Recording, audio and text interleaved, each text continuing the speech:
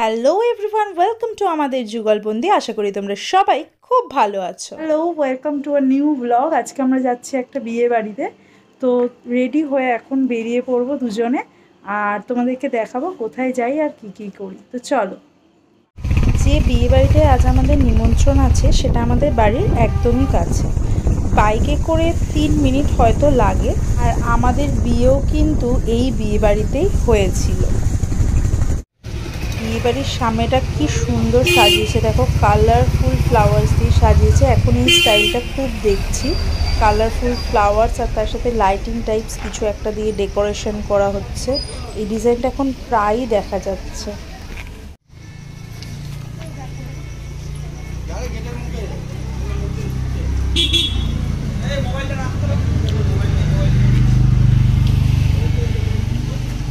এই বিয়েবাড়িতে আমাদের ইনভিটেশন কিন্তু দু তরফ থেকে।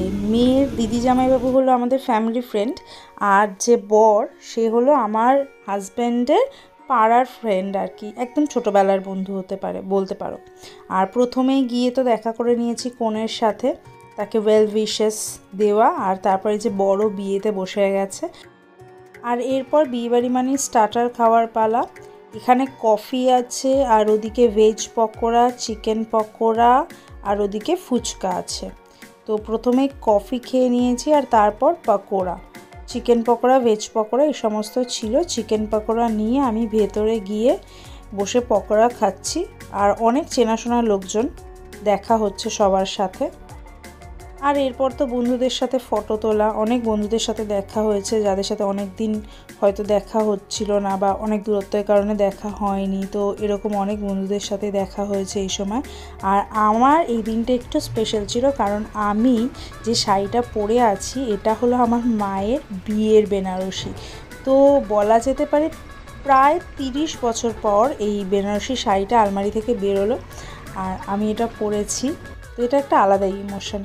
আর এরপর বাঙালি বিয়ের তো বিভিন্ন রকম রিচুয়ালস, আর বরের সাথে এখানে পাড়ার সব মানে দাদারা বন্ধুরা মজা করছিল।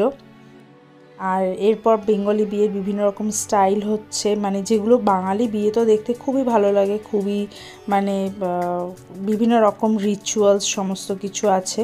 তো এখানে সেই সমস্ত বিয়ের রিচুয়ালসগুলো হচ্ছিল। প্রথমে বরকে বরণ করে নেওয়া হচ্ছে, মানে এটা শাশুড়ি যিনি, মানে বরের যে শাশুড়ি সে বরণ করে নিচ্ছে যে মানে নতুন বরকে। তো এই রকম বিভিন্ন রকম রিচুয়ালস হচ্ছে বিয়েবাড়িতে, বেশ ভালো লাগে এই রিচুয়ালসগুলো। আর সব থেকে ছিল যেটা যে মানে একটা ভিডিও করাও একটা মানে বিশাল ব্যাপার ছিল, কারণ এত ফটোগ্রাফার ছিল, প্রায় 4-5 জন ফটোগ্রাফার, তাদের মধ্যে থেকে একটা ফটো বা ভিডিও তোলা মানেও কিন্তু এটা বেশ কিরামতির ব্যাপার।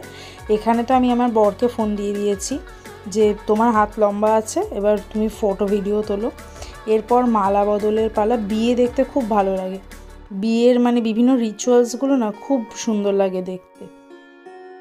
আর বর বউ এখানে দুজনকেই তো খুব সুন্দর লাগছে, বউকে তো খুবই সুন্দর সাজিয়েছে, আর যে বর বউ দুজনকে খুব ভালো মানিয়েছে। ওরা এত সুন্দর লাগছিল দুজনকে পাশাপাশি যে কি বলবো, খুব ভালো লাগছিল। বিয়েবাড়িতে খুব এনজয় করেছি, কারণ হচ্ছে অনেক চেনাশোনা লোকজন, পাড়ার লোকজন, বন্ধু বান্ধব অনেকেই ছিল, সেই জন্য আরও বেশি আনন্দ, আরও বেশি মজা হয়েছে।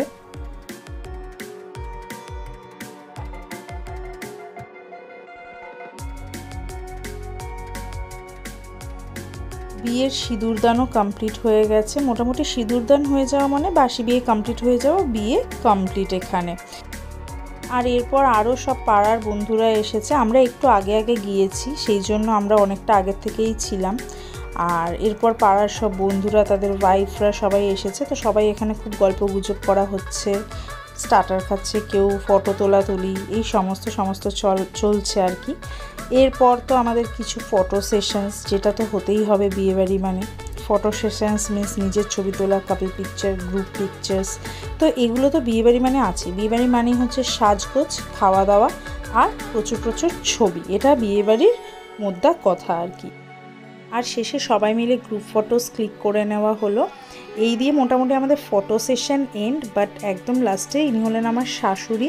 আমার শাশুড়ি এত বিজি ছিল যে আমি তার সাথে কোনো ছবি তুলতে পারিনি, লাস্টে গিয়ে একটা পিকচার তোলা গেছে আর কি।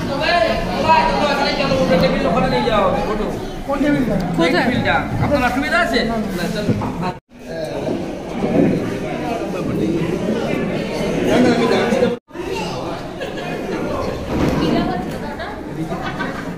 সবাই মিলে একসাথে খেতে বসার জন্য দুটো টেবিল একসাথে জুড়ে পাশাপাশি সেট করা হয়েছে। আর সবার প্রথমেই দিয়ে দিয়েছে কচুরি আর চানা মশালা। কচুরির পর চলে এসেছে ফিশ ফ্রাই। আমার তো ভীষণ ফেভারিট ফিশ ফ্রাই। আর ফিশ ফ্রাইয়ের সাথে আছে কাসুন্দি আর স্যালাড তো সবসময় থাকেই, ন্যাচারাল কথা। ফিশ ফ্রাই, কাসুন্দি আর স্যালাড, এটা হলো একটা পারফেক্ট কম্বিনেশন।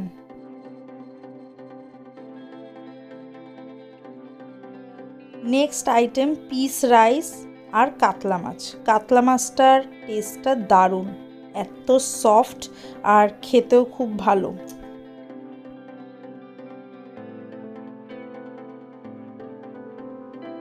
এরপর এসেছে চিকেন কষা। পুরো আমাদের টেবিলে আমি একাই মহিলা, তাই জন্য বোধহয় আমাকেই লেগ পিস দিয়েছে। অ্যান্ড লাস্ট চাটনি। চাটনি তো আমার দারুণ লাগে, তার সাথে পাঁপড় ভাজা, রসগোল্লা আছে, আর রসগোল্লার পর তো সন্দেশ আছেই, আর last but not the least ice cream.